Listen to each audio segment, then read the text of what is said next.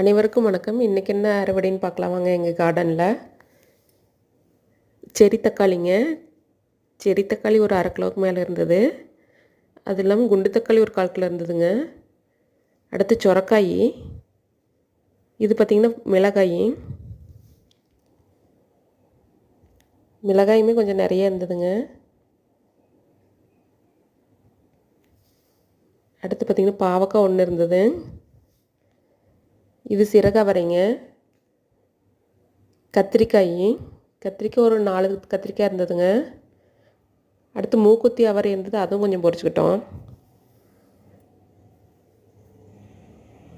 அடுத்து பார்த்திங்கன்னா கொத்தவரங்காய் ஒரு 4 செடி தாங்க இருக்குது. அதுலேயே நிறைய காய்க்குதுங்க. ஒரு 4 நாளைக்கு ஒருக்கா கொஞ்சம் ஆயிடுது பொரியலுக்காக வர்ற மாதிரி. அவ்வளோதாங்க எங்கள் கார்டனோட அறுவடை அவ்வளோதான். இது மார்கழி 10வது நாள் கோலங்க. நன்றி.